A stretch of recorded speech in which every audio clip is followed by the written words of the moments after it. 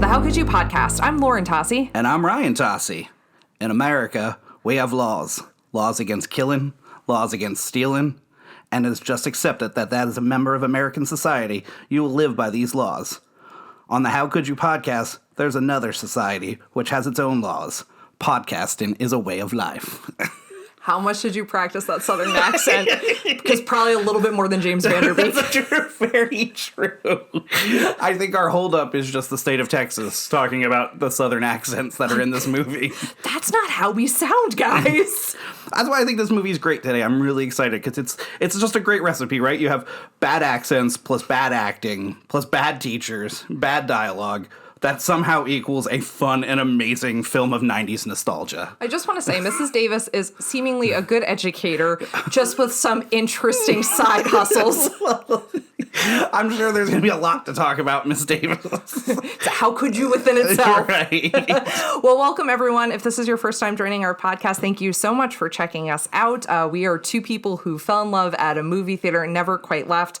We started this podcast to fill gaps in our film knowledge, but then just kind of morphed it into getting to talk about great movies, not so great movies, things we feel very nostalgic about, like anything that came out in 1999. So we thank you so much for checking us out. We always like to start our episode, though, with Tossi's Takes, which is generally speaking a recommendation we have for film. Sometimes a shocking amount of TV that we recommend on this film podcast. It's our way to, expand our audience. Bridge the gaps, if you will. But we also want to expand this out to think about other things that maybe we could recommend. So I'm going to go first. My Tossi's Takes this week is if you have not visited the Compact Disc Center in Bethlehem, Pennsylvania, if you're local to the Lehigh Valley area, this has been serving you amazing CDs and vinyls for a very, very long time. It's located on Easton Avenue. And we are so excited because the proprietor, Mary, who is a literal ray of sunshine, has given us a little bit of space in there to bring you a lot of Tossi's Takes with our very own DVD recommendations section. I mean, our Tossi's Take is just across the board right there. Yes. We've got things on there like Hoosiers and 13 Ghosts and Teen Wolf. And Teen Wolf 2. T-O-O. And Selena. So really fun stuff. It was so fun. First off, physical media is just such a joy to thumb through. Yes. And, it's fun to be back in a space like doing that again. And I mean, Compact Disc Center is like such a staple of Bethlehem, and it's such a wonderful experience. And just go in there and browse and buy and support this amazing local business, and maybe pick up a Tossi's Takes along the way. Grab everything. Grab a vinyl, grab a Tossi's Take film, and grab a CD. Absolutely. And grab a great conversation with Mary, who is awesome and was super welcoming to us. So what is your Tossi's Take for this week? Well, was kind of staying in that musical realm here. Mine, I don't have a film this week. Mine is just a kind of viral video, maybe not very a viral video, but you probably all have seen it. But if you have not, check out... The Foo Fighters did a tribute show to Taylor Hawkins, and at Wembley Stadium, sold out, so it was huge, and, just a really emotional night, everything, but the moment that just everybody was talking about, and if you haven't seen the video, have to, is Taylor Hawkins' 16-year-old son, Oliver Hawkins, gets up and plays the drums for My Hero with the band. And I mean, it is just amazing and awesome and inspiring and emotional. Just absolutely breathtaking moment. And I think that when if you see the video, you see the shot of towards the end of the song, Dave Grohl turns and he's just playing the guitar, looking at him, and they're playing together. And Oliver Hawkins just looked like he was in a zone. I mean, channeling his father. I don't know a lot about drumming, but I can tell you he sounded amazing, and just absolutely, you need to check that out if you haven't. Dude, I didn't expect to feel emotional at the start of this Varsity Blues episode, but like chills. And we watched the video, and I think it turned to, I was like, I hate you for showing that to me. And in the best ways possible, right. Because it's so emotional, and so I just like, it's such a celebration. And then at the same time, like, And it's interesting to talk about with our film today. It just, to me, changed how I will forever listen to that song. I don't think I will be able ever to take that song and divorce it from the image of his son just playing with this incredible energy. It almost escapes words. Agreed, completely. But we have to kind of segue. And I think it's an easy segue because that song, My Hero, plays such feels like such an important part to this film we're talking about today. So, like, I think, My Hero, part of that great soundtrack that is this film. But, we're here to talk about, Varsity Blues, which, was a hit. So let's put that out there right away. This was not expected to be a hit by the studio. They did not know if it would, catch on, but it did. And, it had a $15 million budget and it brought in $52 million. So, even though it's 54 at the box office, it did very well for itself. Lauren, let me tell our audience what this film's about. Spin a yarn first, right? Let's, if those of you who have never seen Varsity Blues, which, I'm not sure why, and how could you? Right. Let me give you this here. Varsity Blues, it's a dramedy about a Texas town where football is king. Football is a way of life, an escape, and a religion to a town that needs so much that the residents' sensibilities are lost in its passion. Our story follows 6 seniors and 1 junior high school student as they navigate what football has meant to their past, to their present, and what it will mean to their futures. They must question what the sport means to them and where and when they allow themselves to let that define them. The bonds of friendship, town, family, and team are showcased and challenged over a 4-week period in the fall of 1999 as the West Canaan Coyotes compete to win another district title for their successful yet domineering and unethical coach. Will they lose to their love of the game? Will they lose themselves to the town? Or will they find a way to rise up and be heroes? I mean, brava. Thank you. And I have to say, of all the things we've done, that may be one of the schmaltziest, most endearing things you've ever read for the podcast. I needed to put into words my feelings on this film. You told me to give a little synopsis, and I went with it. They're a little bit more, sentimental than I expected. I know it's nostalgic, but this feels very sentimental kind. Let's start about it. So this movie, it comes out. Let's talk about, I think the Rotten Tomato scores put it where it's at. Okay. It gets a 75% on the audience score. Okay. Which makes sense, right? But the critic score is 43%. So I think it's best to sum it up with what one critic said about it, okay? Okay, so there was one critic out there, one specific critic, who, in comparing this football film to the likes of another football film, Remember the Titans, said, it's like going to a Michelin star restaurant and then stopping at Wendy's on the way home. So hearing this really harsh critique, it makes me ask the question, Lauren Tocci, how could you give Varsity Blues that harsh of a review? I'm floored. Okay. Do you remember giving this on our Super Bowl episode? Do you want to hear something that is going to be so egotistical? I thought to myself, what a pithy and perfect way to describe Varsity Blues. And then it came, you had a twinkle in your eye, and I went, oh no, I think I may have said that pithy thing about, okay, first off. Is that the same twinkle I get in my eye when I realize how Ben Schwartz and Bill Hader can fit into a film? Can't wait to see how you cast them in this. But here, okay, let me say this. I come to Defend yourself. I'm not defending myself. I'm going to justify myself. First off, I love a JBC. No hate to Wendy's. Fair. And a Frosty. And if you need to be a weirdo and dip your fries in the Frosty, do you, boo. No judgment. But this is what I'm going to say. I 100% acknowledge that this movie was not made for me.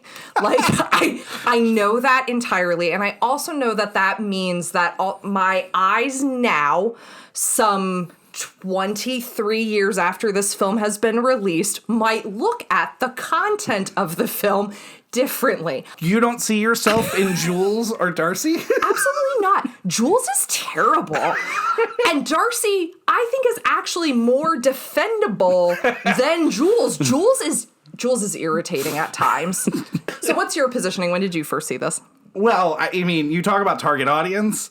I'm as close to the target audience as possible. You know, I'm an athlete in high school, senior year, go to a high school that, you know, our football teams were okay. Nothing against them. Like, they had success and stuff like that. But every Friday night you were at the football game. You know, I talked about this on the Super Bowl Shuffle episode a couple of years ago. My best friend, you know, who had just graduated the year before, or one of my best friends, he was the quarterback on the football team. Like, he was Jonathan Moxon, right? Like, he went to an Ivy League university. So, like, you have a connection there. You have the, like I said, the blue and white, you know.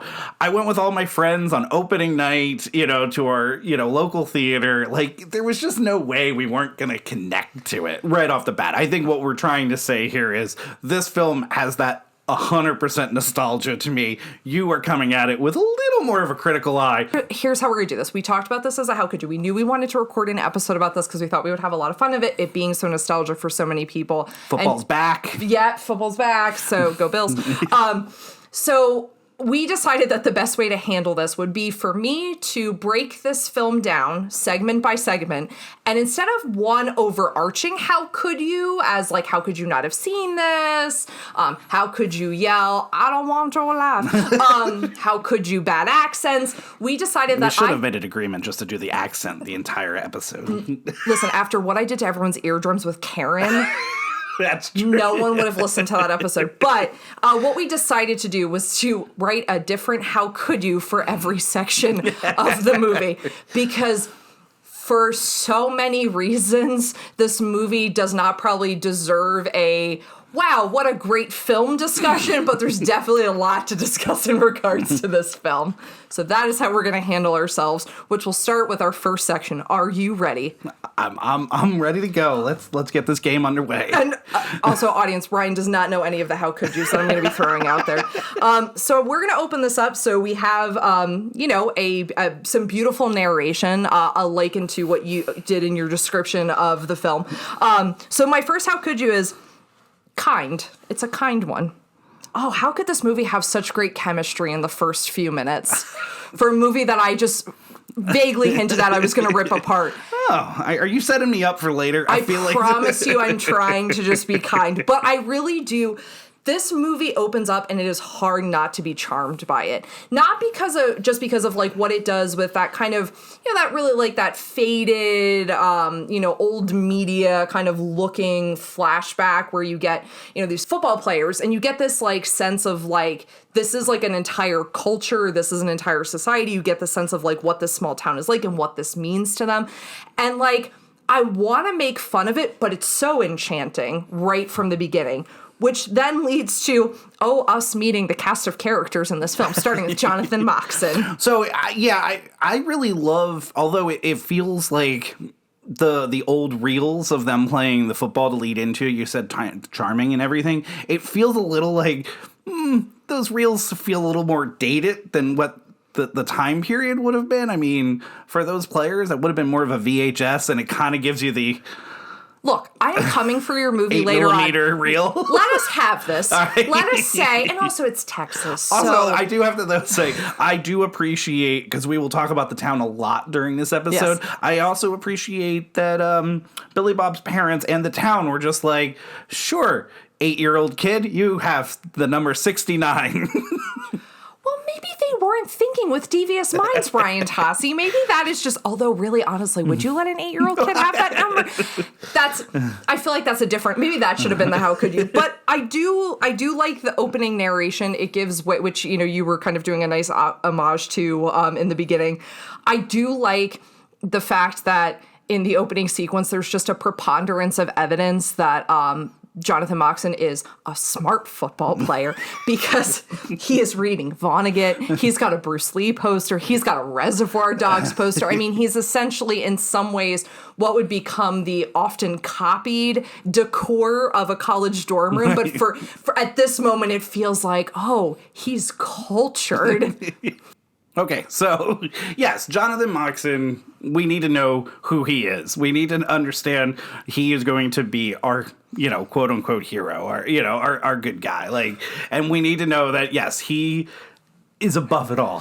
Well, because his dialogue is written in a way that I think definitely is meant to like highlight his intellect. He's witty, he has the great line of like, about the crucified 11-year-old in my bedroom. Right. Like, but honestly, I could write a whole paper just about the brother. The brother? Itself, oh my the brother's God. hilarious.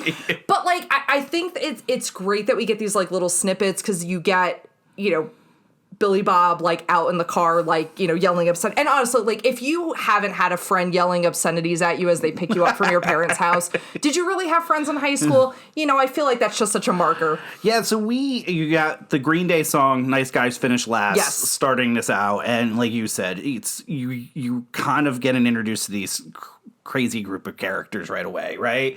Billy Bob is perfect. He's got his pig. He's drinking he's eating the pancake and then drinking the syrup straight out of the bottle. Which, like... Innovator. Like, really? Have we been eating pancakes raw? Because I always think to myself, I want pancakes, but there's such a time investment, you can't take them to go easily. Maybe we should just follow the good advice of Billy Bob. We get to find out about, Billy Bob's calling his pig a dog. And, like, there's a whole... His name's Bacon. Right. We lead into, then I think we pick up, Wendell's already in the truck. That's right. Yeah. Wendell's in the truck. We pick up Lance, which... Do we pick up Lance before we pick up... Before we pick up Tweeder? Oh, okay. Yes, because Lance Harbor gets the really, like, epic, like, almost, like, like John Ford, like, Western music, like, epic hero. It's shot from lower down. You've got that really ridiculous wooden sign on his family's... The billboard? Yeah. I love it. I quit football. I just no parents. Like, I don't think you remembered us talking about that West Canaan had its own set of rules. I'm sorry. Another society which has its own laws. You're so right. But I do think, like, those introductions, like, I think there is a way to read, needing to kind of get a sense of them as, like, kind of cheesy. But I don't know. There's something, I am going to give all the credit to this opening sequence. Like, I love the chemistry between them. And I honestly sometimes miss that the rest of the movie because they're all so fun when they're together, like, as a group. We get a nice scene with them later as all friends together. We sure do, Toss. We'll get there. Lots of how could yous for that section. I will say right off the bat, too, I like the dynamic that this is a film that does not choose to pit Mox and Lance against each other. I mean, they are legitimate friends. Like, they care about each other, other than you could argue a little bit about the barbecue when we get to that. But no, I like that. And I like this, the music change for Lance coming out. Well, and then you get, like, another, like, kind of beat change when you get Tweeder in this, which just... Tweeder, which is the hold-up in person form. Okay, but here's the thing. I'm going to say, is Tweeder kind of the sage of the movie? He is! Like, in so many ways, he's quite wisdomous. Like, I have to ask you a question right off the bat. Okay. And I'm not sure. Is he Tweeder or Tweeter? Because in the credits, he's Tweeder. But on his jersey, he says Tweeder.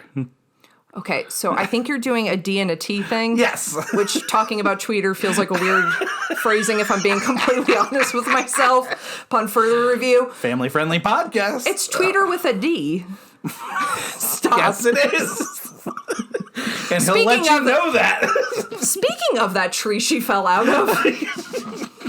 Let's just move forward. We're going to go with Tweeder, right? But Tweeder with a D. Tweeder with a D. I'm uncomfortable. I have to just tell you. That's the entire plan of this entire podcast. I just thought it was weird because in the credits it's with a T. So I don't understand why it's the most ridiculous, kind of screw up since, Scott Bakula in Quantum Leap when they misspelled, the character's name to finish the entire show. We can talk about that too, right? Can I tell you, you hold on to Quantum Leap in a way that I don't think our audience understands. Well, it comes up more often than it should. Coming back. Going back to Varsity Blues, listen, I don't know if I can fault MTV Film Productions. I mean, how much stock are we putting into the accuracy of all this? And I do like, you go from this, you get the intro, you get to see them kind of in the high school element and how they've been like elevated as gods. And like, I'd love to mark this as hyper reality, but I think small town football, particularly in Texas, I think this is not hyper real. I think it's pretty authentic. Yeah, I think and I'm going to be honest, if Paul Walker went to my high school, I think I'd have similar reactions during the pep rally that many of the students do. So it feels... What's the deal with Lance's story about his dream? It makes no sense. What do you mean it makes no sense? It makes perfect sense. He talks about being... And then he gets up and he's like, and then I felt sad. Aww. But then I realized we're going to beat them by way more. It makes no sense. Okay, you look at that beautiful man in that perfect blonde hair. I often, listen, it's fine. Paul Walker can say whatever Paul Walker wants to say. And it doesn't matter because he has them so wrapped around his finger. And I think the thing I love about Lance is there's not this sense of like, that he's like odious. Like he is supposed to be justifiably loved because he is so talented and he seems personable.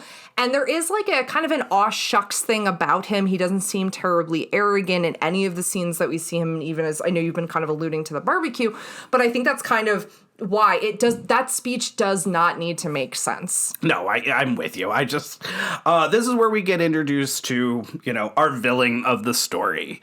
The great Bud Kilmer. Who never smiles. No. Not once. I mean, are we going to just say right off the bat that John Voight he turned this thing up to... I don't even, 11, 12? I mean, there's not even... There's not a scale for what he was doing with this. I just want to know what they asked him to do, and then he just went, got it. Worst person imaginable. Yeah, complete another psychopath. Yeah, I can do that. I can definitely do that. So Bud Kilmer, coach for 30 years. He's 22 district titles. Count them, 22 district titles. 2 state championships. So, quick question. Yeah. 30 years coaching. Only 2 state championships? Does he deserve a statue? Absolutely not. Okay. But who else are they going to do it to? Right. Like, is the thing. But in reality, like, no, when you go by averages, I mean, he doesn't have a great state championship average, but the district title, I guess, is something. Yeah, trying to get the 23rd. But I mean, right off the bat, we know Kilmer is just the worst. I mean, they essentially set him up to have kind of a Hitler-esque, presence at that podium at the top. Well, and it's because everything he's saying, which is supposed to be celebratory, sounds like a threat. Right. Like, tonight we play Bingville. Tonight we beat Bingville. Like, it feels like, we have to, or like one of these kids is getting murdered, right. And I'm not going to tell you which one. Like it's a weird presence that he has, and I think it's something that the film pays like really close attention to, of making sure you understand like the hold he has over this town. Not in a loving way. I don't think people love him. I think they're terrified of him not being the coach, because if this town doesn't have football, and particularly a winning team, like what does this town really have? You get the sense of that immediately just from how like hype the pep rally is. Like, pep rallies can be exciting. That's a 9 a.m. pep rally too, by the way. I mean, that thing was... Listen, if I could get even a quarter of my students to show that level of energy at like 9 a.m., teacher included in this too, like, but I think you get the real sense of kind of the myth building that has happened around his like coaching and essentially like the fear he's kind of driven into everyone. And I think it's also like where you get the sense of like why like the case of like kind of Billy Bob goes on as long as it does. I mean, like you really kind of get this right away, like with him, any type of injury that he has, any type of defect that like happens to Billy Bob, like, well, don't question it because like the game comes before all else. But like, look at that pep rally. Like, of course it does in this town. Oh, yeah. In that way. And then we do get our first game, where we get to see, Mox on the sideline reading Slaughterhouse-Five, which is a vibe. I mean, that's a power play by Mox. I'm going to say it. I mean, does he need to be reading Slaughterhouse-Five at that moment?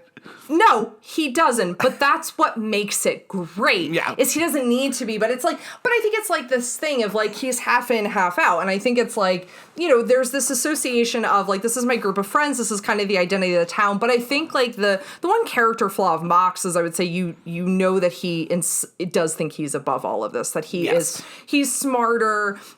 He doesn't need Lance's spotlight because he feels like his spotlight is his intellect, but he's still like participating in football. And I think you get a lot of that of like, that's the dad's pressure, or the sense of like, this is kind of the only means of advancement. Almost like, would he have gotten into Brown if he didn't have this? Even though I don't think he's supposed to play football, Brown, but he almost like needs this as the edge. I don't think he ever had a plan to play football. And at the end, you know, spoilers, but he says he's not good. You know, he never plays another down. So yeah, there was no real plan to play in the Ivy League, as the the interview asked him later.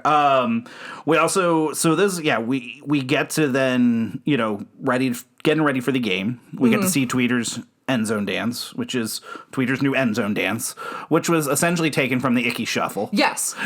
Which I'm like, it's not your dance, man. Like, Tweeder, listen, there's too many things to complain about with Tweeder. I'll let that one slide. But you do get the sense of like, and you know, unfortunately in this, you get the sense of like kind of the culture that Kilmer's created. There's like a real intensity in this locker room. Unfortunately, this is where we do get, you know, a thing that males in 90s films had Locked and Loaded, which was some poor language on and a slur given out by Billy Bob. Yes. You know, I know we are jokingly saying the holdup is Tweeder throughout this. That's kind of the one time that happens like within the film. And it's weird because there isn't like that type of charged language throughout the rest of the film. No. It's like this one weird moment. I'm always confused as to why it's there. But you get like this sense of like this intensity, this like real like male like egotism and like hyper masculinity pumping each other up, and then we get to see the game, and I mean those stands are like packed to the gills. Yeah. Like, well, we get the injection. Oh yeah, that's that right. We need to know. Yeah. So Lance Armstrong, Lance Freudian slip. Lance, right? Lance Harbor, you know, who's supposed to. We essentially are to take. He's got a full ride to Florida State, second All State. I mean, he's supposed to be the quarterback. I mean, even Jonathan says it to his little brother earlier, like, don't even say, you know, about him getting hurt so Jonathan can get in. But we see the injection into the knee, you know, so that's going to, you know, obviously play out much later. But well, and I also like, and I'll give the credit here to the film of like, they are approaching some things. They are talking about like over medication. They're talking about how we ignored concussions at this particular time. I think about like the discussion around concussion and concussion protocol now is so different. Like, so, and listen, because I do not want to give this movie any more credit than it deserves for exactly what it is. But I mean, here's my question. Do some things that are kind of interesting. It brings up a question. Is this movie trying to say something? Or are they just stumbling into saying something, you know? Do you get what I'm asking? No, I do. Yeah. And I think my short answer to this is I think it's more stumbling into it. I don't think that there wasn't intention, but I think they went, look, this thing is going to be a lot more successful if it highlights things like Tweeder and the silliness of Billy Bob and whipped cream bikinis. This is going to make this film a lot more iconic and a lot more marketable to the audience it's exactly trying to target, versus this is a serious drama about drugs and athletes in high school. Like, I don't think that would have played as well. So I think it took its opportunities to do it where it could. But it's always like subtle and slight, and it's kind of moving on, even though like that injection, one could argue, is the impetus to why like Lance Harbor is never going to play again, because they were just letting that scar tissue build up. Yeah. Like, and he was never really healing. Oh, yeah. So I think, I don't know. It's Bud Gilmer's just using these kids. Like, they don't mean anything to him. They're just literally numbers. They're not even names. It's just them to, even every time Kilmer talks, which I picked it up on this time, he's talking about everything as his. Bring me home my championship, my, you know, all of those types of verbiage. So yeah, they're just spitting these kids out. Well, and to, you know, to, again, the wisdom of Tweeder to say, like, you know, he has in this line here, Kilmer, what a blanking blank hole. You know, you have this line of like Tweeder's kind of acknowledging like the reality is like none of them love him. Like, they're not going to battle for him.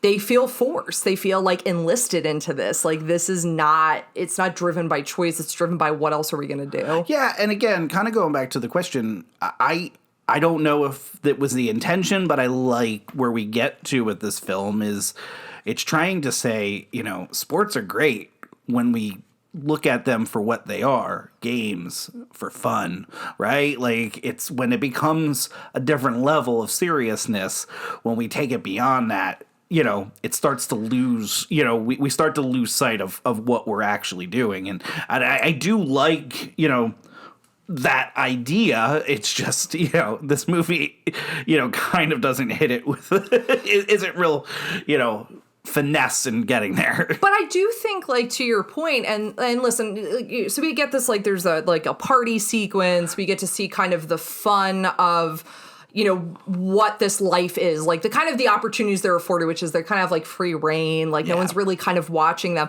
But like to the point you just said, like this movie is almost like this is the consequences of when like a generation pins all its hopes and dreams on the next generation loving the same thing as much as they did and taking sports as seriously and it being like this real culture.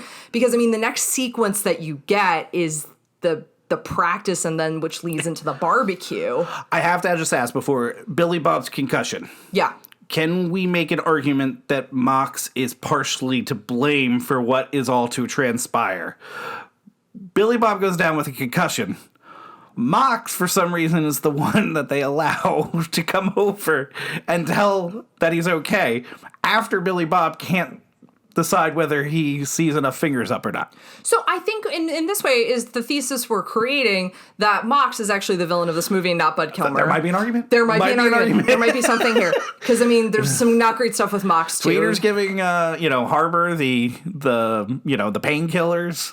Yeah. So, I mean, I guess he's trying to tend to his friend, but yeah, he definitely puts Billy Bob back in danger. But this takes us to our next How Could You, which will lead into this the practice, and these boys are having the time of their lives, and then this really strange and really tense barbecue. So my how could you is, how could you go for the the over dramatic close-ups and slow-mos? That sequence for the barbecue is one of the cringiest, most contrived few minutes of film in the 90s.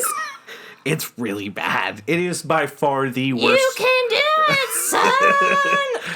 I mean, dude, what am I supposed to do with that sequence? It's bad. I mean, we find out that all the parents in this are the worst people in the world. Truly and honestly. Jonathan, Moxon's parents, who one's an alcoholic and one who cares nothing about his son other than what it makes him look like in the football community and how he can, Well, and how he can advance himself. And I think also you see that too with the younger brother of he keeps trying to push him towards football, and the mom is saying he's very spiritual, because you have this little kid who's essentially appropriating different religious culture because he doesn't have a sense of identity because the only identity that's provided to him is this idea of football. But it's one that he doesn't want. And, he's almost, in some ways, one of the more interesting characters in the movie because he's, not giving into it. He's not going to play football. But you get this, from this, you get the practice, which the dads are watching, which is so weird. Right. Yeah, the parents out of practice to me, I mean, at any level is always strange to me. And, these dads who are, really into it. This is where we get the dummy-O's, when Kilmer line. Yes. Dummy-O QB, bring out your dummy-O, offense. But, Moxon's dad makes the big, grandstand of, well, I stood up to it, so will he. Yeah, and you're just this, you can tell his dad has, such a really self-important, no. Kilmer kind of respected to me, and you're like, no, he didn't. No, he. Do you notice the hats that they're wearing, where they're just Bud Kilmer is huge, and then underneath it, it's Coyote's really small. Yeah, and it's got an apostrophe. It's it's possessive of Bud Kilmer's Coyotes.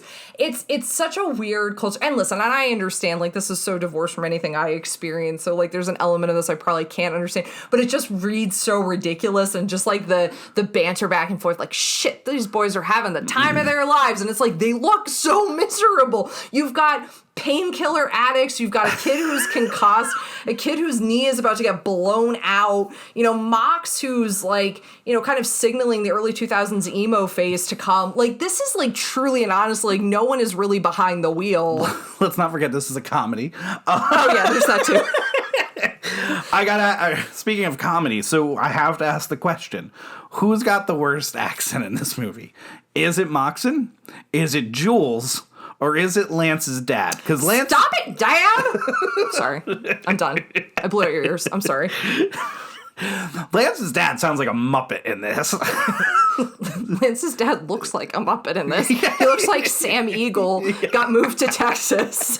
Yeah, I agree. I go back to that whole celebration of all sports, but mostly football, where they do the William Tell. You all remember William Tell. But I'm gonna say, I actually think in some ways that dad to me rings as something even more real than Mox's dad. Like Mox's dad to me looks like the insurance salesman who wouldn't have been this rough on his kid about this. This feels like, but I feel like Lance's dad, I'm like, I think I've known that guy. Like, and I'm not, I didn't live in Texas terribly long, but I'm like, I know that guy, that vibe, that intensity. And really thinking that, like, this is what's best because his kid is a superstar. So he's, like, benefiting off of, like, how talented his kid is. We do have to shout out Jesse Plemons with the cameo in this as the younger brother to Lance Harbor calling Jonathan Moxon a chicken. Well, and you know what? Even in 2 seconds of film, Jesse Plemons already a revelation. I agree. A phenomenal actor in this movie, not as well populated with phenomenal actors. But the umbrage I take with this section is the slow-mos. And the hyper close-ups. They're really great at me. So what's our decision? Is he intentionally hit the dad, or is it just an anger throw that hits the dad? Wouldn't you? Yes, absolutely. Well, and I think also you get the hints at, like, and this is something that the movie really, I think, is very pleased with itself for, is, like, Mox is, like, super smart, but also secretly Mox is really talented and could have always secretly been the one who was, like, actually, it's just Lance was just a little bit more talented and a little bit more interested. There's millions of backup quarterbacks in the world that have thought of themselves as Jonathan Moxon over the years. I believe it entirely. But this, this takes us back to the school. A lot of this, although there's like gaps in this, are kind of like set up in days that you get kind of like snapshots of these storylines and how they're developing, kind of like obviously leading to our big game finale, of course. But we get this section that brings us back into the school, with a health class, with Billy Bob damn near dying in a classroom, which will lead up to Lance Harbor's injury. But I'm going to say my how could you for this is, how could anyone actually believe that a nurse would ever let a coach take over their med room? Have you met a nurse? They give no foxes about the fact that you're a coach. I do not buy that part of this for a second. I believe that the coaching staff and the parents, but I don't buy that nurse really wanted to be dismissed from there. And he just shoos her away. I hate Bud Kilmer. I thought the how could you was going to have something with Pedro in it. I just was... No, because I entirely believe that a male in 1999 would have that many words for an erection and would spit them at a teacher. No suspension of belief for that. Shocked. Okay, but all right, so maybe my how could you is like, all right, how could you, Mrs. Davis, act like you're shocked? You were like, guys, let's do it. Penis, penis, penis, vagina, vagina, vagina. What the hell were you expecting?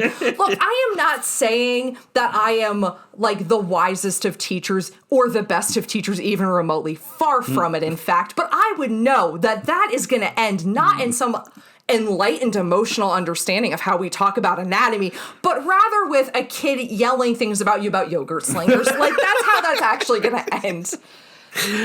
Well, I mean, she practically let Billy Bob die in her classroom. So. She doesn't move. No. Like, and I get it. You got to protect the body because of later. But, like, she's like, oh, this kid just died on my floor. Right. I mean, and it's literally, it's Mox who's calling for the nurse. Right. Yeah, he has to tell her to call the nurse. Like, hey, by the way, lady. But it's also even like when she seems so annoyed by Billy Bob. Like, all throughout, like, he's raising his Billy hand. Bob. But he's been doing that for a while. Yeah. And she's so negligent of him. And then you get the most 90s character of all, Elliot. With that ribbed sweater. He's the kid who ends up being in Not Another Teen Movie, and he's only in this scene. Yeah. But she's like asking him for slang terms for it, and he's the one who says boner. But he's got like a choker and like a ribbed sweater and that weird, it's not a bowl cut, it's just flat to your head kind of haircut. Like, So 90s. I just am shocked you knew the character's name. I entirely had to Google it because I thought to myself, man, Elliot's hitting that 90s.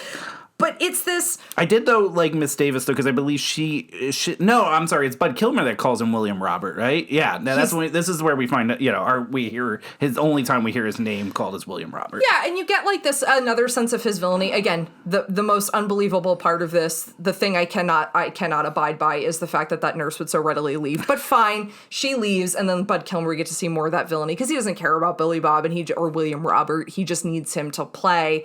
Which then leads us to the game where Lance gets injured, and you immediately kind of know that this is the circumstance of not being cared for is what leads to Lance's injury. Yeah, which is ridiculous. I also am going to blame the referees in this game because Billy Bob obviously false starts. He's falling over before the play begins. Why the play was allowed to happen and poor Lance gets his knee blown out is beyond me. Well, it's because everyone in this town's terrible. Because what does the dad say? Don't do this to me. Oh, right, yeah. I want to punch the dad when he says, I'm like, this isn't being done to you. Yeah, none of the adults come out great in this movie at all. I mean, I don't think there's one that there is a positive thing to say about them. Well, no, because they all, like, occupy, like, the space of kind of, like, how they use these kids. Like, and that's, like, what makes them, like, so, like, disgusting in my mind. And it's just, like, it's the fact that you realize, like, for the dad, like, again, it's all those, like hopes that he's like pinned on him and this like sense of if he's not successful, this is kind of it. And you also have that with Darcy too, which is strange that she, listen, someone's gonna have to explain to me the logic here of why Darcy believes if he goes to school, then she goes to school. Can you explain this to me, why she thinks this? I don't know what, the school, maybe they allow it. Maybe that was part of the deal. No, just... I mean, well, and fair though, Moxon makes the comment of, she pulls A's, which obviously we get the snarky comment from Jules back, but you're supposed to think that she's pretty smart, so she's I would guess that she could have got into Florida State with him.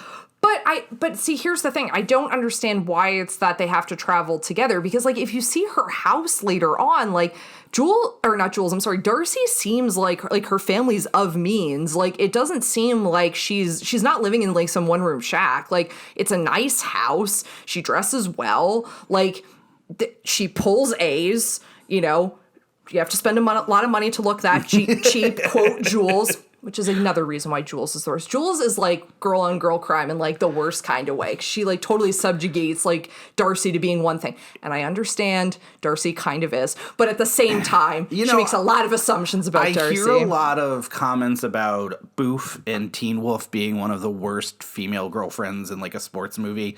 I don't see it in Teen Wolf. I love the character of Boof. Jules, though, is one I can't argue. I like Amy Smart as an actress, but this character is just awful. Like, I don't even understand why Mox wants to be with her at times. Well, because they kind of don't seem to like each other that much, and I think it's, like, this weird... And she doesn't really seem that connected to, like... her brother, because she should be kind of upset that her brother is like got this like terrible injury. I mean, just be worried for your brother in general. And she seems kind of like, whatever. I mean, it's sometimes forget that they're brother and sister because the movie doesn't really highlight it that much. There's no like sense of that family unit. I mean, is there a scene of Lance and Jules ever together? I don't think so. Yeah. Not that I can remember. But I agree with you. I think there's a little justice for. I mean, other than she leaves Lance real quick. Oh, because there's no loyalty in this town is what I learned. But she does feel trapped. I mean, there is an argument to be made of your question of why does she feel so trapped? And, shouldn't she be able to find her way out on her own? But for whatever reason, she does not seem, she feels, and I don't know if there's something supposed to be about the town where it's just like, none of the females are females of agency in this movie at all. No, it's the truth. And I mean, like, yeah, there's the element here of like, and we talked about this at the beginning, this is like a hyper-masculine film. Like this centers around a football team. But it is interesting to see it's not like populated by a ton of females. Like essentially, I think the character that has the most agency would be like Mrs. Davis. But they do position Darcy as someone like who seems like pretty determined, but also seems to think like that she can't use that determination to get like herself out of this town. I don't think we should be shocked though, right? This is written by W. Peter Liff, which we've talked about once before. He wrote Point Break, right? Yeah. Like, it kind of fits to, it's a very male-centric film. And then also, we can talk right now quickly about the director of this film, sure. Brian Robbins. Yeah. Brian Robbins is a really interesting individual. So he directs this. He directed Good Burger, Ready to Rumble, Hardball, The Perfect Score, Shaggy Dog, Norbit. He did the TV show Blue Mountain State, which you can see where that came from. Yeah. And then he did a couple other things with Eddie Murphy. But here's what's more interesting about him. He actually was head of Nickelodeon for a while. Okay. And then he is now the president and CEO of Paramount Pictures.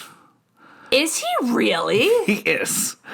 So I had talked about this during the Super Bowl Shuffle episode. He actually was the character of Eric on the show Head of the Class, which I don't know how many people out there remember that, but I had loved that show. It was a funny character, but the fact that he went from there to directing Varsity Blues to now he's running literally Paramount Pictures is quite elite. You know what? Get you on the glow up. That's like great. Like good for him. Good for him finding his way. Yeah. I mean, I literally was like, that can't be right. Go research it a little bit more. Who let this guy behind the mountain? It's, I think you're listing those films and you think about like the Nickelodeon aspect. I actually find funny you saying that because there is such a sense of like, I don't know, this movie, although at times hyper real and kind of ridiculous, like there is like a good connection to like what it feels like to be in high school. Like I think there's something genuine in that, and that maybe is an influence of like having worked for children's programming for so long, like knowing where to infuse that. Right. And Ron Lester, who plays Billy Bob, that's actually where he directed him in Good Burger, and that's where he pulled him from that. Well, and I think this is a nice transition because speaking of the follies of youth, Lance is in the hospital, which brings us into our next section. We see ourselves at this post-game party. We've seen one of these before, but this one should feel different. I mean, Lance is in the hospital, but no, it doesn't. So I'm going to ask this section of the movie of how could you make a character like Tweeder so damn likable? Yeah, I mean, he's somehow charming and funny and awful all in the same, I'm gonna go to jail. But this is where I would say like the Tweeder character. We also can't give half of his lines on this show. No, because I literally was writing them down. I'm like, can't say that. Right. Can't say that. That would feel awkward and uncomfortable. But that's the thing about like Tweeder. Like even he has this like sequence of him. He's driving in a cop car naked with like a group of a group of girls from the school. Naked in the back of a cop car. He steals a cop car. Like, let's just start there, actually. He steals a cop car, and with so much, unadulterated joy, I almost can't be mad at the action. I'm not saying I would, but I respect the idea. Right, you got the juxtaposition, but we got the Mount Me hats, which is great. He brings, we got Mox, inventing emo during this scene of just walking the town with Collective Soul playing over, as he travels, but doing like, the nice thing. He puts his jacket around the girl and then he goes to visit Jules. Okay, but is that a nice thing? Aren't you going over with the jacket to take a look? No. I think Mox is no. I'm going to point you to a scene later in the convenience store. Just before you start defending Mox. But the reason I get so angry at this sequence is because I want to really hate it and think it's kind of vile, but it's also hilarious. And it also, it gives me so many questions. Like, did he pick these girls up individually? Like, were they at the party? Did he circle back? Because that feels dangerous. The cops are there and armed. Did he go to another party and he's like, hey, I got a cop car? At what point was he like, look, it's no longer enough of a thrill just to have stolen a cop car and to be driving it around the town. I now must be naked. You all must be naked. so many questions. Questions, we may never get the answers to. No, and I don't want the answers to. I love the mystery of it, but I think this is like why I wanted to highlight this in this section is because like the character of Tweeder, for 1,000 things that he says and that are super objectionable, which really, really comes down to one line later on, but like he should be really hard to watch, and with modern eyes he should be like actually almost impossible to take, but like credit to Scott Caan's performance that like I don't know, he's the funniest character in the movie most of the time, like and granted I know everything he does is kind of play for laughs, but he's like so like hyper aware of his sexuality and so ridiculous, but then we'll have these like lines where you're like, does he kind of get it more than anyone else in this town? It's like a really weird, it spins my head, I tell you. For better or worse, Tweeder might be the most authentic of all of these people. He's just being himself. Like, he just feels and he just goes with it. Whether it's, trying to, be a best friend, or whether it's, hitting some old former player in his nether region with a wiffle ball bat. I really appreciate you saying nether region. But I agree, like, there is something, like, he seems to be enjoying it. Like, and I think when the dads say, like, these boys are having the time of their lives, like, I think Tweeder actually is, but not with the burden of, I think Tweeder's going to be, like, trying to relive it. I think Tweeder, this is just Tweeder. And I think that party is going to follow him wherever he goes. I'm also going to say, Tweeder, though, might be the MVP of the team. Yeah. I mean, guy makes big catch after big catch. Yes. He's the one that gets the block punt at the end of the game when we get there. Like, Tweeder, man, why he doesn't go on to play more, I don't know. I mean, probably scandal, but... Probably one college admissions counselor starts digging a little too deep and goes, wait a second, what are we letting in? Who am I kidding? They wouldn't have cared back then. But this, you have... college scandal. Speaking of which, can we talk about the fact that the Operation Varsity Blues of the scandal for the admissions was named after this film? Which is really incredible because, like... There's this great tweet, and I'm going to totally butcher this. Do you know it by heart? Mm-hmm. The James Vanderbeek tweet where he dunks on this movie, where he says, "Thank you for passing it over." When the Varsity Blues, Operation Varsity Blues scandal kind of dropped, and you had this, particularly Aunt Becky, Felicity Huffman. Yeah. James Vanderbeek tweeted out, "If only there was a succinct turn of phrase these kids could have used to inform their parents they were not desirous of their life path." And I'm like, why is James Vanderbeek such a legend? The Beak. Should be. Also, I'd shout out very quickly to, if you've not watched him in the TV show Don't Trust the Bee in Apartment 23, he plays himself, and it's incredible. Like a hyper version of, awesome. No, I just want to think that's him. Please don't ruin this for me. Good. He's really great in this. But, you have that great scene of, like, he's kind of walking the town. This thing kind of, I think this moment feels akin. It reminds me a lot of Richard Dreyfuss in American Graffiti. Oh. When he's, like, by himself, and it's kind of like, I think... And that's our one per podcast of bringing up American Graffiti, so I appreciate that, too. We're always allowed one. But I like this scene because it feels like some nice needed calm of, like, Moxon being, like, kind of, like, reflective. You get the goofy kind of sequence with him of the convenience store clerk is like, your money is no good here. So he's starting to, like... Your money's no good here. We talked about this with accents during this podcast. I know, he starts talking like Billy Bob Thornton and Sling Blade. I don't understand. The guy's not saying it that way the entire scene, and then all of a sudden just says that to him. Because when you put on the Billy Bob Thornton Sling Blade voice, everything you say has so much more importance, and he needs him to know your money's no good here, and that's the most important thing. The best part is he doesn't just give it to him free. He just literally switches out the soda for the beer and then doesn't make him pay for it. Do you think Mox was like, I kind of did want that soda, though? I mean, this is like a really nice gesture, but also, like, can I nab them Cokes while we're at it? Yeah, you have to wonder. Which, so we get this, like, this is where, like, you get this transition of now, like, we're in, like, the Moxon era, which brings us to, the follow-up from the stealing of the cop car. Gives me our how could you for this section of, like, how could you get Jon Voight for this movie? Like, what are the circumstances? Because, like, you brought up, he has this, like, incredible like authoritarian presence, and you have this like real sense of fear because like in the bar the next morning, like after this, you have the cop kind of talking to one of the other locals about this is kind of getting out of control, like what they did is like way beyond everything. He's like we got wangers on the glass, like what was it, the lady, I can't remember, it was like the ladies club or something. Yes. And there's like that reaction, and then like you got that weird like the guy's putting salt in his beer. I don't know. There's like so many weird little things like happening like in this town watering hole, and you have them talking about it, and then there's like such this fear of like once they realize Bud Kilmer's there and he's like, are my boys giving you trouble?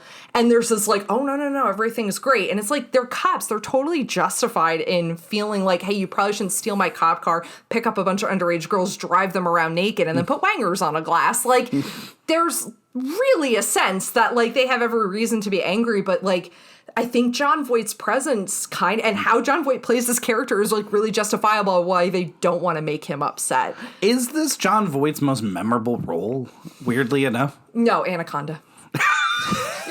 Let's just move on because I just love that you gave that answer. So this takes us into like, Mox's first full game where we get to see like the wealth of him as a quarterback. Do you think he was suited for the position? Or do you think it's overblown?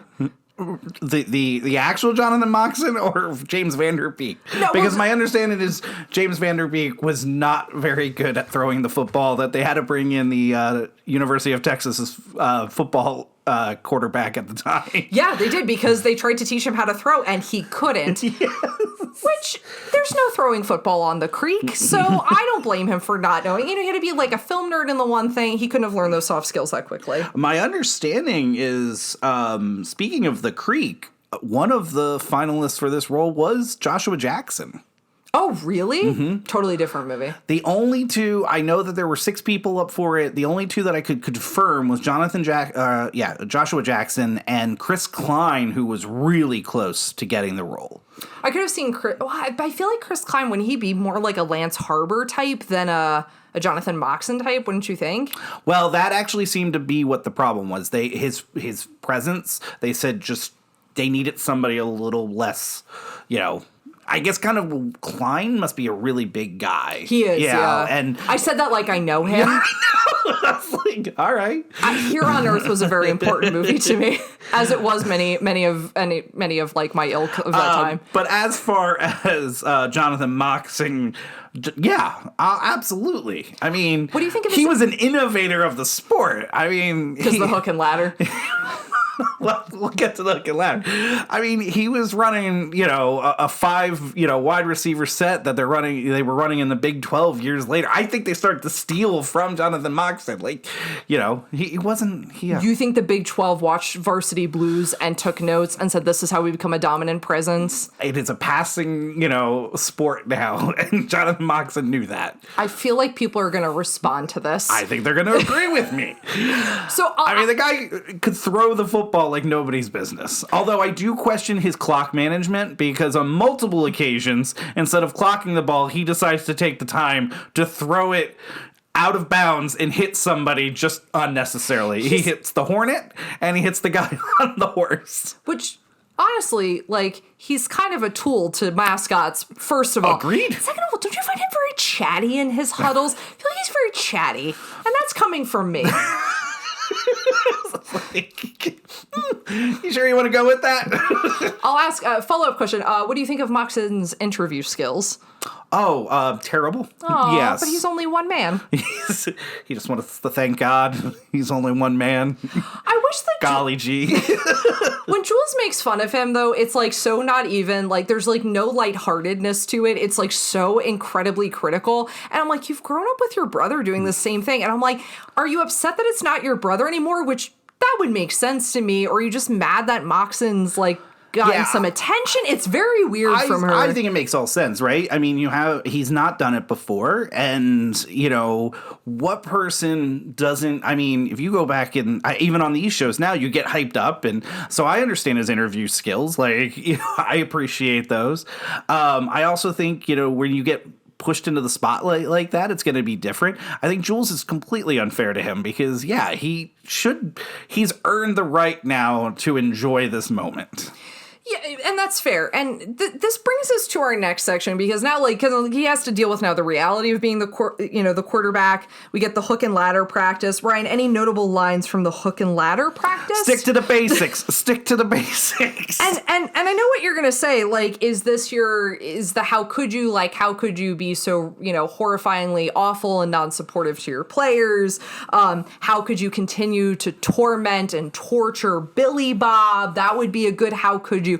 But I think the only how could you that could exist of how could you actually think we were going to believe that she could have put that whipped cream bikini on that fast? Because, all right, listen to the canister. Does that seem like the amount of whipped cream it takes to make a bikini? Come on, movies. I'll suspend disbelief. I'll believe that 4 New Yorkers are fighting like a mythic demon from the past. I will believe a lot, but I refuse to believe that I'm actually supposed to think that thing got on that fast and that the cherries stayed. Come on. I appreciate the Ghostbuster reference. You're welcome. I also do not ruin this for everybody that, watched this film in the 90s. It's shaving cream, people. It's shaving cream. This movie sits on a throne of lies. Don't spoil movie magic.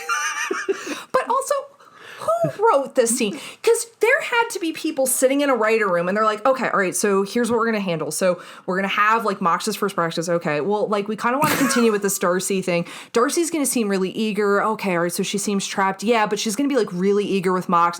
Mox is at some point just going to go with it. But doesn't he love Jules? Yeah, but I'm Darcy, right? Okay, well, what can Darcy do so he really knows it's on? Well, what if they just sit down on the couch and they start kissing? No, too simple. Oh, okay, well, what if Darcy is playful with him? No, can't be. Oh, what if Darcy dons some sort of dessert-related lingerie to really let him know she's interested, as though that had been a mystery previously? Okay, couple of things here yes, I want to dissect this scene. Okay, number one. What do most people remember from this film, if nothing else? Okay, but it's a lie. Listen to how long the air canisters are going. That would not create that level of a whipped cream bikini. Okay. You need at least 2. In Darcy's defense here, okay, we learn that this is not the first time she's done this. Which, okay, again, follow-up questions. Her boyfriend, Lance Harbor, she's practiced. She's knows, how to do this, it's a skill set. She's not a novice player out there putting on the whipped cream bikini. I also just when she hugs Moxon, I'm then he's just gonna have whipped cream. He somehow doesn't have. That's the most we have to suspend disbelief on that part, right? But that's not the part I'm gonna suspend disbelief on. And listen, you are right. This is probably the thing the movie is most known for because it's so eye-catching. It's so weird though. And shout out to Allie Larder. Lehigh Valley native. Aw, that's nice.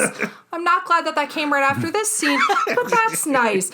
But I also, it's this weird thing of, because it's this moment that is, hyper, remembered and memed about and discussed and kind of this, very easy kind of clip to pull from the film. But it's also this weirdly vulnerable moment too, because you get this sense of she really is feeling as though, as you talked about earlier, there's something inescapable about this town and this is kind of her only way out. But it's also just this strange what are we to do with this? And then the way in which she apologizes for this later on is that she makes out with him in the hallway. We're just friends, right? But let me get up in there. It's a weird, I don't know how to deal with it. Okay, so you're not going to love this. Go for it. But does she not kind of have It's a Wonderful Life vibe does she not play kind of the... Oh, Violet. Violet character of this film. I'm going to need you to never compare Varsity Blues and It's a Wonderful Life together, ever again. You don't see Jonathan Moxon being the 1990 version of George Bailey? For the safety of this podcast and our marriage, I'm going to need you to never compare the two again. I'm a little worried which was going to go first if I continue down this. Look, I am letting you have your 90s nostalgia. Rah, rah, class of 99. But don't you be bringing George Bailey. I'm just saying, I see very, relatable aspects of Darcy and Violet. you never yell when Violet kisses George Bailey.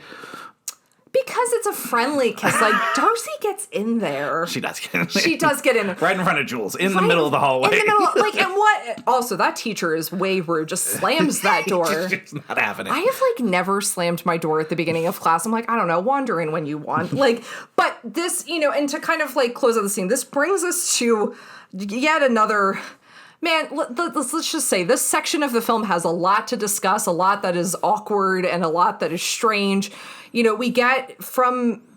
Before we get the Darcy moment where she's apologizing, kind of hoping things won't be weird between her and Moxon, I'm also always very curious, does, like, Lance know they're broken up? Or does, like, Lance still think they're together? So many questions about that within itself. But, like, you get this scene with Wendell where he is talking very openly to Moxon. This is, like, another moment where the movie, like, I think tries to dip its toe in discussing something about this. We get, where essentially Wendell Brown, like, points out the fact that, like, Kilmer doesn't throw to him because he's a person of color. And, like, you have, Wendell discussing this out and, like, what he has to do to be able to be, like, seen by a coach. And then, like, this kind of reaction of, like, I think the line is, like, damn, Mox, I thought you knew. Yeah. Like, almost like, I thought you were smarter than that. And I think it's kind of like a vulnerable moment for Moxon because you realize, like, unfortunately, he's probably never considered that. Like, as learned as he is, he's never thought about, like, wait a second, why isn't Wendell thrown to more? Why isn't he the one taking it into the end zone? So it's like this weird... Yeah, I mean, it's crazy because what is it? He had 133 yards a game, but only 3 touchdowns for the entire, yeah. So it was it was weird to me, though. Like, Bud Kilmer's idea was to, ground and pound all the way down to the 5 into the red zone and then pass it to Tweeder. Yeah, like, it's... But I also, like, and I think it adds, like, another layer to, like, Kilmer's villainy, and I think it also adds another layer of, like, what's kind of complicated about small-town Texas is that there are all these things that are existing, so you have, like, the way in which the town just ignores a lot for sake of them being successful, and I think in the way in which you see Mox gets trapped into that, too, because, like, he's very clearly been ignoring this, or not really trying to reckon with it, so it's this weird thing that the movie does, it, like, drops this in there, and then it does come back up later on, but it's like this weird, but it's unfortunately nestled in a sequence where, again, one of the more defining characteristics of it is something that we have to discuss. And it's really funny. I wrote this, how could you, as we were watching the movie. And then I was discussing with a friend today that we were recording an episode on Varsity Blues, and they literally asked me this question, and I said to them, just listen to the episode. So my how could you for this section is, how could nobody have known that Mrs. Davis was a stripper? Are you telling me one of the dads didn't go to the landing strip and know this? Hold on, let me ask. So you're telling me that somebody should have realized Miss Davis, who was in the landing strip, which was obviously a local strip establishment, of the stripper who comes out as a teacher, who has sex ed written on the blackboard and holding a West Canaan high school yearbook. This is what I'm saying! Sorry, Mike. Because I really just yelled into my microphone. But this is the thing that infuriates me about the scene. I'm like, first off, like, I don't know, fantasize differently. Like, why are we using our day job as part of our night job? I have concerns about those barriers. The fact that she's the sex ed teacher is, like, all too cheeky for me. But then it's just the ridiculousness of, like, I do not buy for a second that at some point one of those dads or moms has not gone into that establishment and knows that's what Mrs. Davis says. Because, like, Mox remarks, like, that's a nice car and a teacher's salary, which, ouch, but very real. And then, like, I just can't buy in the small town that this has never at some point filtered down. Because I don't think you're supposed to think this is far off from where they live. I agree completely with you. Also, the Landing Strip, real place. So if you ever want to do a filming location again, we have another spot in Texas we can go to. What if we just go to Top Notch Burger? I would much prefer that. So Top Notch Burger is in this, and it's also in Dazed and Confused. I would much rather go to that than the Landing Strip for a variety of reasons. Oh, we also forgot about the fact that Miss Davis is dancing to Hot for Teacher. So, I mean, it's just... There are layers of discomfort at which I don't want to talk about the scene much further than we already are. We have to talk about a couple of other aspects of this. It's a tan. Tan. Right. I like that the owner's just like, the boys drink all night. The teenage boys that have come here. Billy Bob takes his shirt off and is like moving towards the stage, and he like hands him a drink. Like, it's okay, man. Just go. Like. But the part that bothers me the most, Lance Harbor showing up in his nicest sweater. Well, what else does one wear to a strip club, Ryan, that you're being so critical of when him wearing a sweater? He lets the dorkiest outfit on to go out with his friends drinking. False. Moxon has the dorkiest outfit. He has a long sleeve black polo, a black belt, a black, I think, corduroys. I think Lance looks better. I don't know about that. And then we just get to, I love when Moxon's given the toast. Just the entire scene is so absolutely ridiculous. And it's yep. It defies words, honestly. But yeah, my major how could you is like that no one else would have known that this is occurring. But I do agree with you. We should go to Top Notch. Yeah, we should go to Top Notch. Yeah, let's hit up a Varsity Blues and a Dazed and Confused. We also do get in this section Tweeder having, one of his many hold-up lines talking about like drugs and girls, and it makes Tweeder very complicated within this sequence. It does. At least the film itself addresses it with, the line from Moxing to Tweeder. How are you gonna like jail? Yeah. So, but and that's it's this weird like kind of there. It's like this again. It's this all of these like hyper real moments, but they're kind of like anchored in something too. And then you get this like strip club sequence, but they all like kind of bond together. So I guess it's kind of nice. I don't know, but that brings us into our next section. The hangover game? Yeah, the hangover game where they're all hurting so badly, and I don't know what they were thinking. I have to think that's the folly of thinking, oh, we'll recover. If this team was this good, are you telling me that these 4 players are going to be the downfall? I understand the importance of, your running back and your wide receiver and your quarterback. Yes. But the defense couldn't step up. You're telling me, these guys couldn't put it together for one game. I'm just...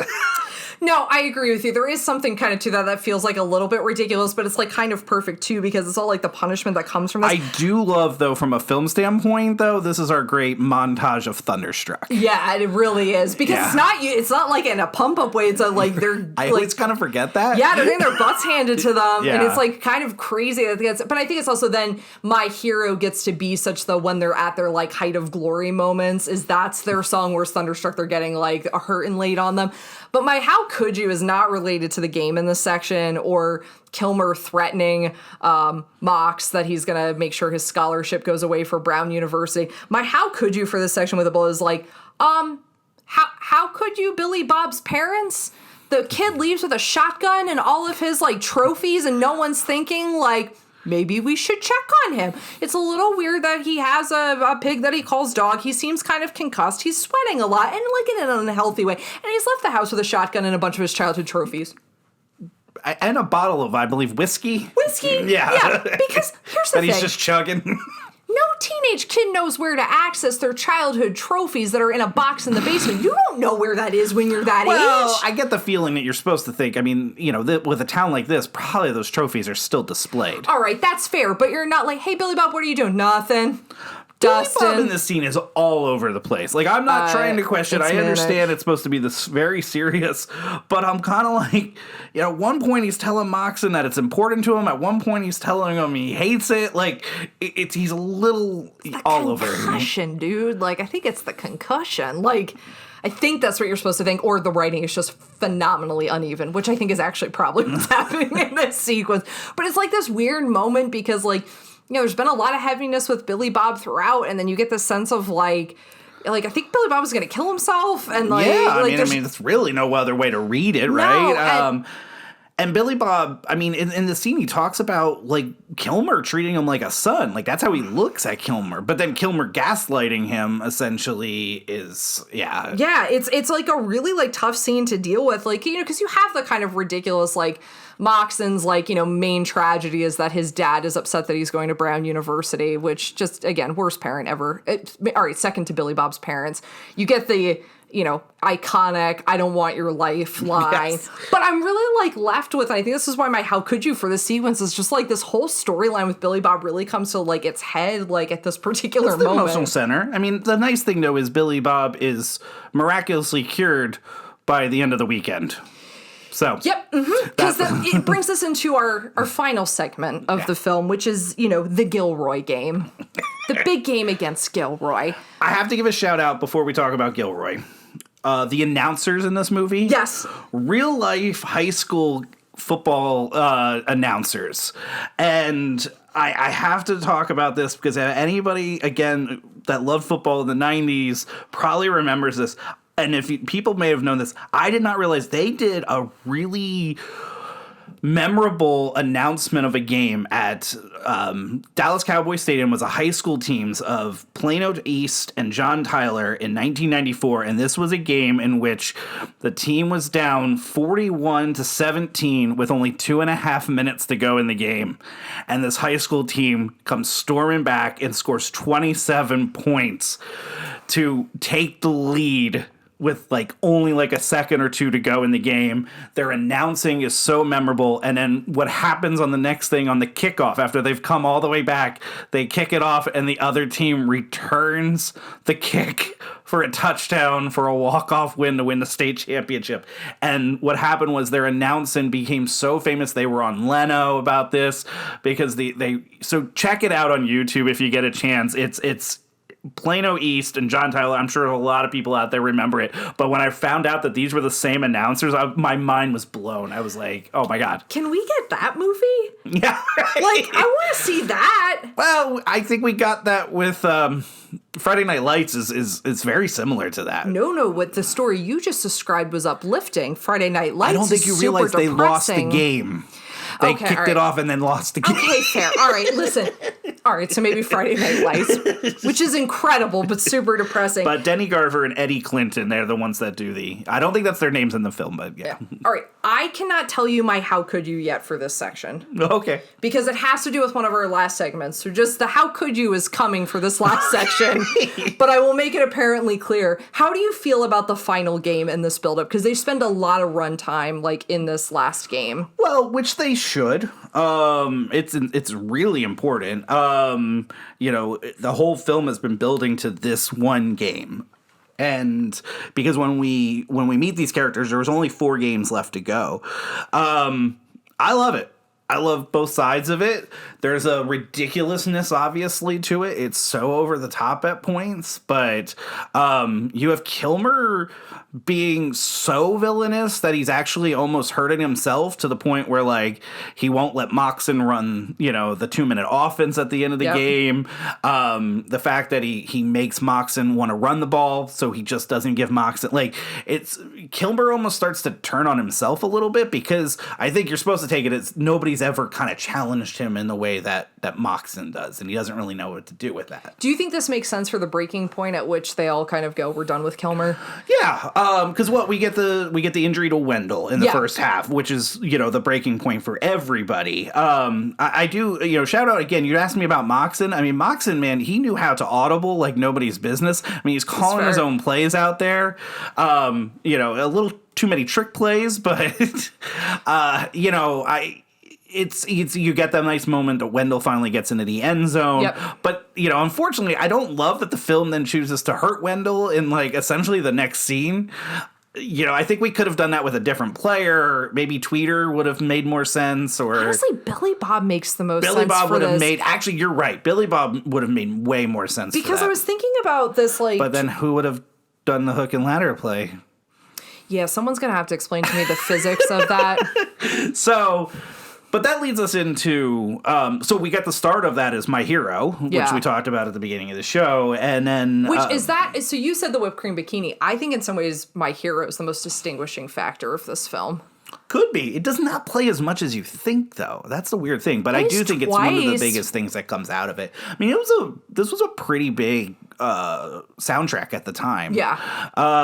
But yeah, then we have the melee that is the halftime, right? Which, how long is a Texas halftime? I'm just curious because a lot happens. So what we have Wendell. They're going to give him the shot, and Moxon, essentially is ready to throw away Brown University and everything he's earned to save Wendell, and quits on the moment. I love the fact that we don't talk about how villainous all of the other coaches are. They're all terrible. Yeah. Not a good adult in that room. No. Yeah, it's who is it? Lance comes in and tells him not to do it. Yep. And Kilmer turns on Lance, calls him He says you're going to listen to a gimp. Yeah, who just wants him to be the missing link of why we don't. And then Tweeder says that I just the team, and then we have Kilmer finally. He snaps. Choke. That's great. He chokes out Mox. It's great. I'm not saying that in I didn't want to see a child get choked. Do we really? I really believe every time I watch that, I think John Voight may have actually strangled Jonathan Marr. James Van Der Beek. There's not a doubt in my mind. John Voight's an intense man. He is. You ever see him on a red carpet during an interview? There's something really aloof and serial killer about the dude in real life. For legal purposes, we do not believe that he is actually a serial killer, just for the record. Yes, please don't sue us, John Voight. Although if you're listening, thanks, man. And thanks for Anaconda. And subscribe, John Voight. But the ending of this film feels so epic and perfect. Who doesn't love a sports movie that ends in heroism? But we have Jonathan's speech. One of the great sports. It is a really good sports speech. Where Kilmer says it's 48 minutes for the next 40 years of life. But I love Jonathan Moxon given the. Let's play the next 24 minutes for the next 24 minutes of our lives.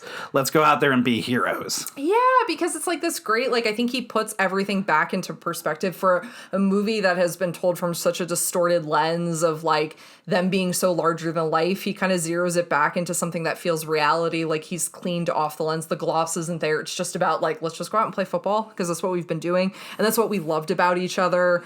Because you get a sense of kind of the reminder of that this is really about friendship and that our lives are going to exceed beyond this point. This is not any of us peaking, so let's just kind of enjoy this. Kilmer's kind of pitiful walking away too, right? I love that you can, when the scene pulls out, when they're celebrating, you can see Kilmer taking his box to his car in the distance. Oh, I don't remember that. You see him coming out the underneath the stands, and you can see him walking to his car in the distance when they're all celebrating at the end. Yeah. So I think we need to finish this movie or this film and talking about it. The hook and ladder play, right? Because I wish the film ends with a little less ridiculousness of a play. From, I don't know which is worse, the fact that they call the play or the fact that you have Lance and Wendell given the most hook and ladder obvious call from the sideline. Yeah, the hand gestures are the most ridiculous thing ever. If I was Gilroy, I'd be like, hey guys. I think they're about to do a hook and ladder. No, that would be too obvious. So, and I don't understand why you run this play. Yeah. I mean, you've been burning them all in the second half. There's no need to run this play and give Billy Bob, a lateral 10 yards out to get into the end zone. Yeah. But he gets in there. He celebrates, and we get Tweeder drinking beer, because Tweeder drinks beer. Lance finding his calling in life. Yes. Wendell will recover and go and play for Grambling. Mm-hmm. Jules and Mox, I say they didn't even make the rest of the year. No. I mean, I think she just gets in the moment, and they make up for a little while. Yeah, maybe they make it to prom. No, I don't think they make it to prom. Nah, she doesn't go to prom with them. Nah. But yeah, and we have the Offspring playing at the back. Yes. So yeah. But and this is we've been talking about this movie and in so many ways it's such a moment in time, and I think to go with that, the MTV of this has to be discussed because this is something that so existed for the MTV generation in the late 90s, what MTV meant at that particular moment in time. If you've been watching the Woodstock 99 documentaries, the power of MTV Spring Break, MTV Movie Awards were a huge thing in the late 90s and early 2000s. So we can't talk about this in an Oscars conversation because literally over my dead body. But let's talk about this in terms of like MTV Movie Awards, how did it fare amongst the films of that time? Okay, I do want to explain that the MTV Movie Awards, and not unlike the Oscars, they do not do it for whatever reason in a year. They only do it from the last show to their last show, so it makes a lot of sense. So you have some films from 98 and some films from 99, but they were up for two MTV Movie Awards. They had one nomination for Best Song in a Movie for not My Hero. What? But actually for Green Day's Nice Guys finished last. I'm not sure what their criteria was, but they lose out, unfortunately, to Aerosmith's I Don't Want to Miss a Thing. Okay. But I think if you put Foo Fighters up against I Don't Want to Miss a Thing, I think it's got to potentially have got likes. I could. I actually am going Goo Goo Dolls Iris that year myself. Oh, shut up. Yes, that 100%. Not necessarily for the film, but for the song. Yeah. No, not for the film. But it's used brilliantly in that trailer. But they did bring home one award that night, okay? They brought home one Moon Man, okay? Let's be excited for that. They actually brought home for Breakthrough Male Award for James Vanderbeek and Varsity Blues. Wait, really? Oh, yeah. Huh. He won that over Ray Allen and He Got Game. Okay. Joseph Fiennes and Shakespeare in Love. What? Josh Hartnett and Halloween H2O. And Chris Rock in Lethal Weapon 4. I'm confuzzled for a lot of reasons because the Golden Popcorn feels like which you incorrectly called the Moon Man. I did. The Golden Popcorn, I feel like those actors had other roles that those wouldn't have been their breakout roles. I don't want to dive too deeply into that. I mean, I guess so. I clocked a lot of Josh Hartnett in the 90s. Trust me, I don't think that's... Before H2O? Yeah. Oh, okay. Am I remembering right now? I'm just a little disappointed that Jon Voight wasn't up for Best Villain. Who was up for Best Villain? Matt Dillon won it for There's Something About Mary. I'm a little disappointed Rose McGowan didn't win it for Jawbreaker. She was nominated. She is so vicious in that movie. Jawbreaker was, to me, a very traumatizing movie of the 90s, but so great and so dark. Best Fight did not go to Jon Voight and James Vanderbeek. That went to Ben Stiller and Puffy the Dog, and There's Something About Mary. A lot of love for that. Well, because they know it's not happening anywhere else.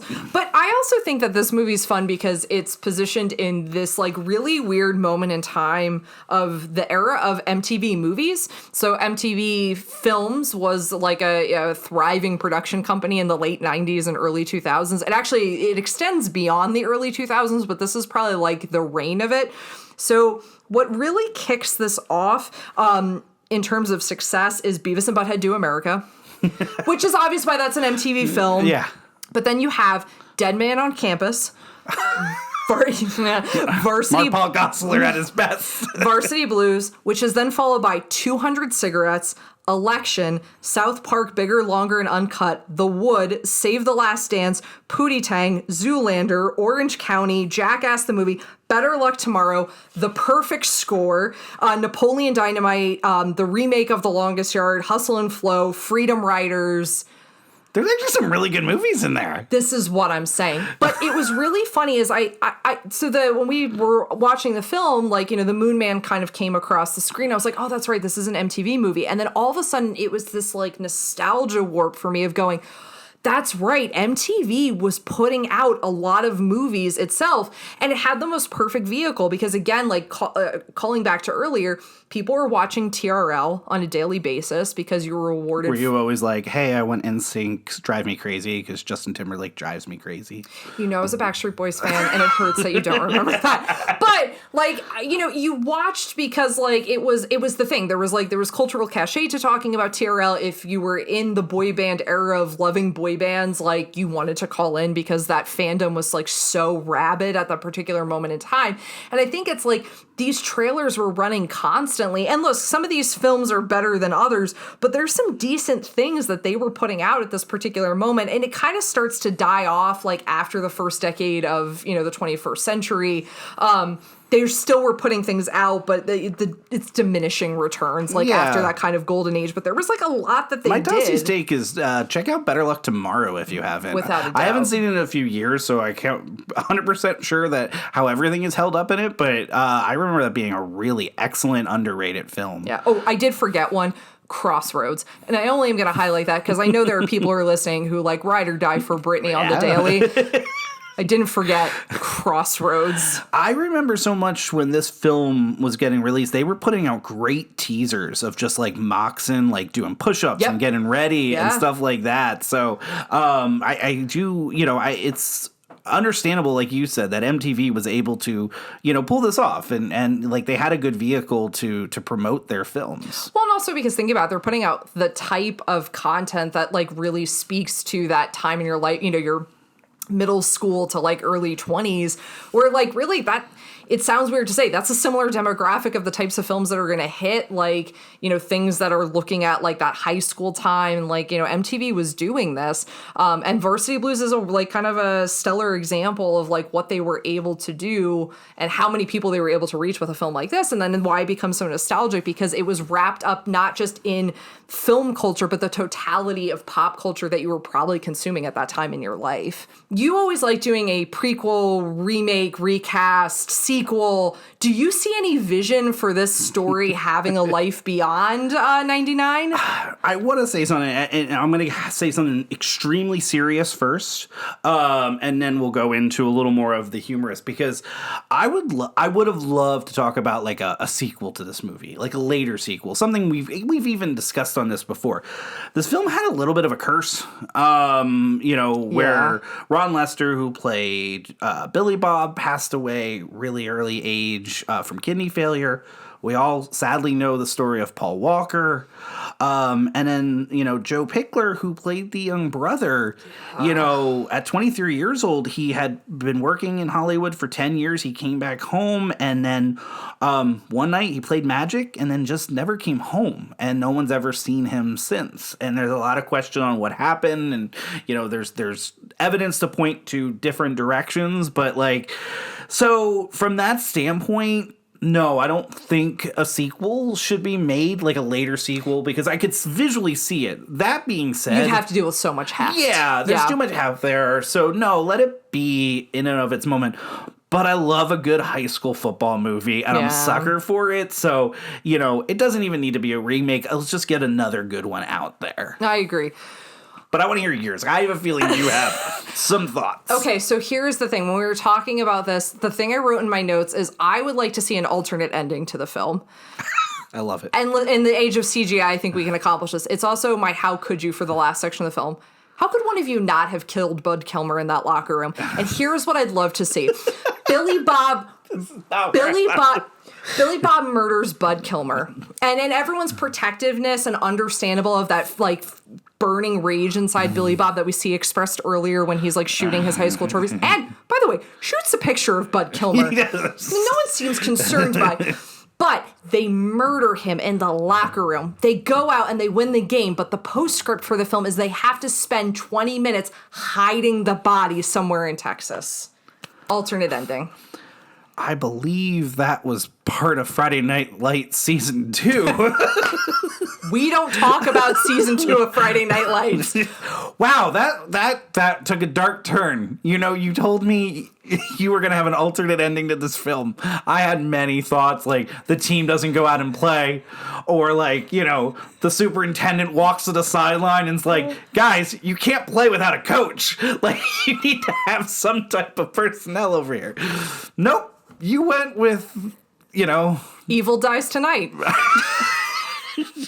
I want to see Bud Kilmer murdered in that scene. Because imagine it. Like, imagine the reactions. Like, imagine Tweeder being so hilarious, having to, like, chop up Bud Kilmer's body and, like, feed it to bacon. I imagine this, like, Wicked Witch of the West in Wizard of Oz, when all of a sudden all of her, like, army, like, is all just, like, happy once they realize she's gone. Like, the town just is released of the Kilmer curse. Yes, this is what I'm saying. Like, all the statue disintegrates somehow. Like, I really want this alternate version. Someone give it to me.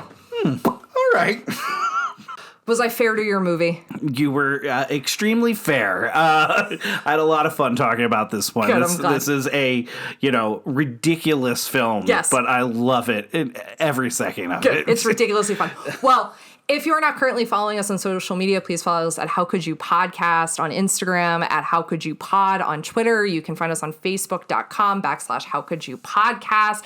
You can find out about our latest upcoming episodes, the cocktail of the podcast for this episode, and also our screenings of nostalgia cinema happening at Civic Theater. You can also email us suggestions at howcouldyoupodcast@gmail.com. If you check the show notes for this episode, you will also link to our YouTube page. So if that's your preferred platform, we are now there. And many credit and thanks to the fabulous Ben Youngerman, who has been really taking us to the next level with our social media, getting us on YouTube, which we are so excited about. And until next time, stick to the basics, stick to the basics, stick to the basics, and enjoy the Odyssey.